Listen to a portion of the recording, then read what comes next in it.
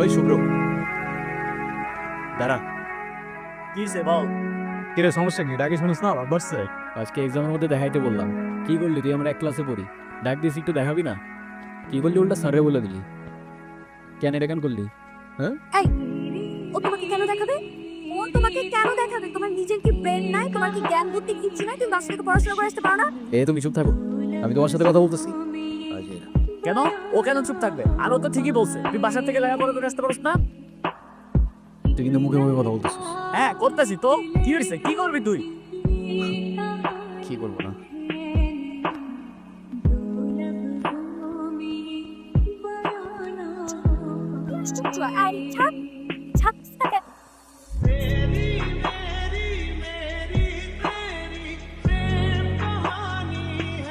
ছেলে রাস্তাটাকে গুন্ডামি শুরু করছো?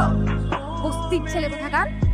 আরে তোমার তো দেখতেই বোঝা যায় যে তুমি একটা বস্তির ছেলে, পোশাক আশাক সবকিছু বস্তির ছেলে। বিয়াদব কোথাকার। আচ্ছা ইরা ইরা ইরা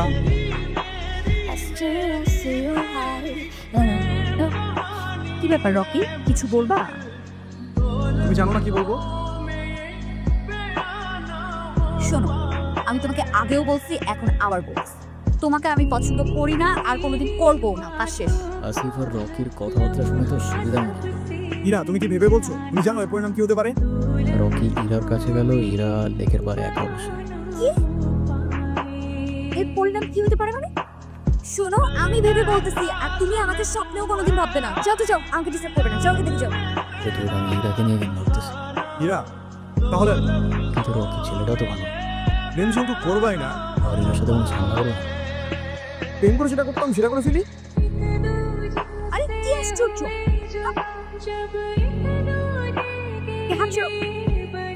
আরে কি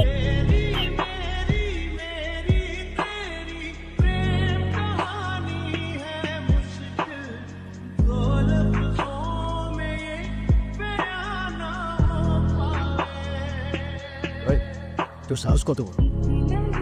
কিসে? হ্যাঁ কিসে? আমি নিজে যতই খারাপ হই না কেন, আমার তো মা নাই, তোর তো আছে। হ্যাঁ, একটা মেয়ের সম্মান কই থাকে তুই জানোস না? এরপর থেকে যদি এরকম করার কথা কখনো ভাবোস, রিজার্ভে বইলা তোর এখানে ক্যাম্পাস থেকে বের করতে আমার খুব ভালো করে জানোস।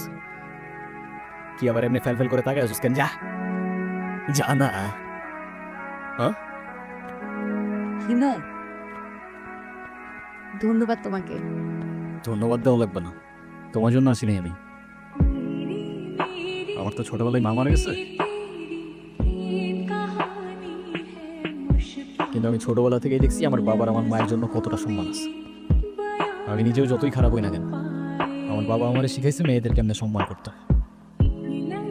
নাহলে সেদিন তুমি চর মারার পরও চুপ থাকতাম না। এই হিমু শোনো না। কি হয়েছে? তুমি আমার রাস্তা আটকাচ্ছ কেন? তোমার সাথে আমার কোনো কথা নাই। আচ্ছা তুমি এরকম রেগে যাচ্ছ কেন? সেদিনের ব্যবহারের জন্য আমি এক্সট্রিমলি সরি। সরি? তুমি আমার কাছে মাপ চাচ্ছ কেন? তুমি কোনো দোষ করছো? এই শরতে তোমার সাথে কোনো কথা বলার ইচ্ছা নাই আমার। আরে শোনো না প্লিজ, আমাকে এবারের মতো ক্ষমা করে দাও।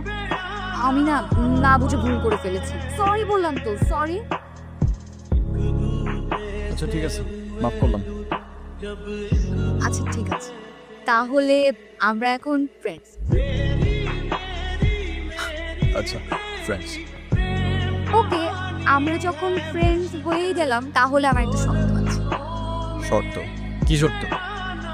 শর্তটা হচ্ছে তুমি আজকে আমাকে সারাদিন নিয়ে ঘুরবে, ঠিক আছে? তোমার এই ঘুরতে আমার কোনো প্রবলেম নাই, কিন্তু আমার একটা শর্ত আছে। তোমার শর্ত? ওকে, বলো কি শর্ত? আমরা ঘুরবো ঠিক আছে, কিন্তু সেটা পায়ে হেঁটে, কারণ পায়ে হেঁটে ঘোরার মতো মজা আর অন্য কিছুতে নেই।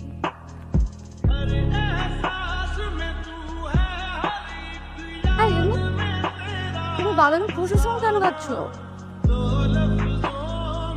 বাদামের খোসা ছেড়ে আমার কাছে ঝামেলা মনে হয়। আর এমনিও এভাবে বাদাম খাওয়ার মধ্যে আলাদা একটা ফ্লেভার আছে। আমার সবচেয়ে ফেভারিট অ্যাক্টর পল ওয়াকার, ও কি বলে জানো? কি বলে? If you cannot have fun, there is no sense in doing it. You know? আচ্ছা হিমু, তুমি কি কাউকে ভালোবাসো? না ভাই, এসব ভালোবাসাটা আসলে আমার দিয়ে হবে না। প্লেটোর মতো আমারও মনে হয় love is a serious mental disease. তুমি শোনো না, তুমি কি আমাকে তোমার লাইফের অনেক ইম্পর্টেন্ট কোনো পার্সন মনে করো? আচ্ছা শোনো, আমরা যখন আমাদের সময় কাউকে দিই, আমরা আমাদের লাইফ থেকে একটা অংশ তাদেরকে দিয়ে দিই, যেটা আমরা কখনোই ফেরত পাবো না। তো যেহেতু আমি তোমার সাথে অনেক সময় কাটাই, তো তার মানে এটাই তুমি আমার লাইফের ইম্পর্টেন্ট একজন, আমার অনেক ভালো বন্ধু প্লাস আমার বেস্ট ফ্রেন্ড। কিরে ইরা কইরা দেখছিস তোরা? ওই আমরা তো এখানে অনেকক্ষণ যাবত বসে আড্ডা দিচ্ছি, এরাকে তো দেখিনি। আচ্ছা থাক তোরা, দেখেছি আমি।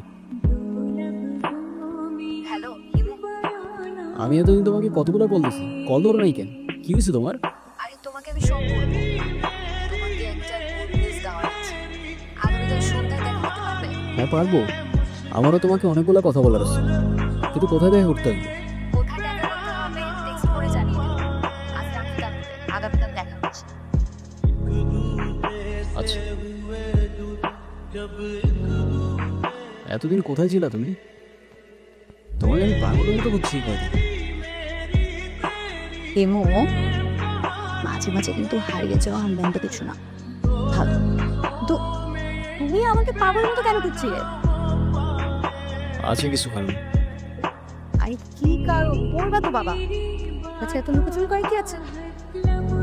আমারটা বলতো, তুমি না বললা কি একটা গুড নিউজ আছে, ওটা বলো। আছে একটা কারণ, শেষ কথাটা না হয় শেষেই বললাম।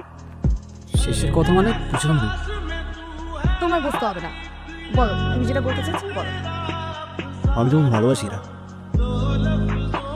ভালোবাসি মানে? হ্যাঁ এরা, আমি তোমাকে ভালোবাসি। সেই চন্দ্র ছাড়া হিমু আজকের হিমুতে পরিবর্তন হয়েছে শুধুমাত্র তোমাকে ভালোবাসি বলে।